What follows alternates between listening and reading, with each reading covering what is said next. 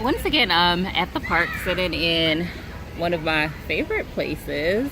Just had lunch and just here thinking about change and how instrumental change is in our lives and the need for us to change and how change really is what propels us to our next level. But most of us are really resistant to change. Sometimes we don't even realize, the shifting or the patterns that's taking place in our lives, and we are in fact a bit resistant. And as a matter of fact, in my personal life for the past couple of days, there's been some serious changes that's been taking place, and I find myself saying, I'm uncomfortable.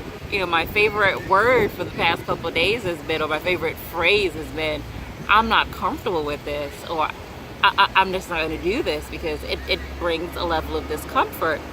And I've had to sit with that, and I've been having a conversation with God and just saying, Lord, why am I experiencing such a level of discomfort right now? And I was brought back to my studies in leadership and public administration, specifically chaos theory. And it just looks at the small little ripples that take place in a complex system and how those little ripples over a period of time can have a really profound effect. Or one of the effects that is associated with chaos theory is a butterfly effect, which the little flapping of a butterfly's wing could really have such a dynamic impact on nature. It could possibly even cause something as large as a tornado, or not even.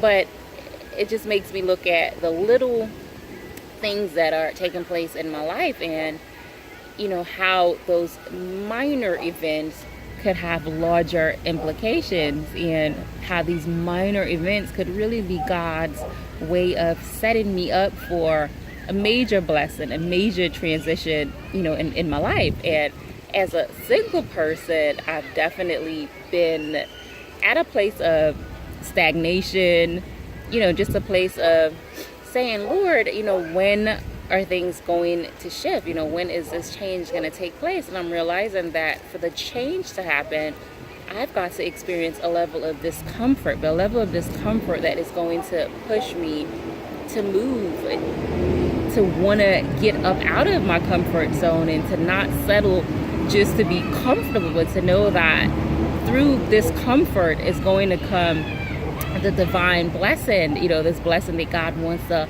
unfold and unpack and just overwhelm me with in my life.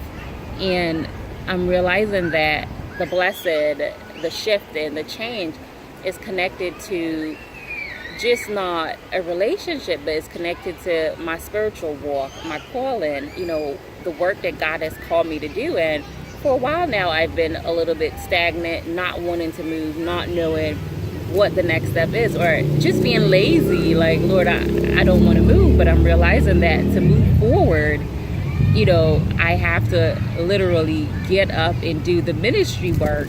As in Matthew, it says, seek ye first the kingdom and all his righteousness, and all these things shall be added. So nothing is going to happen until I become more kingdom minded and really just about my Father's business. And yes, it is uncomfortable. Yes, shifting and moving, and doing and completing my doctoral studies. It's tough, it's hard, but I'm realizing that, wait a minute, all of this discomfort that I'm feeling right now is a part of the larger plan, just to get me to move, to get up and get to work. And just to know that as a single person, the relationship that God wants me to step into right now is all connected to the divine work that he has in store for me.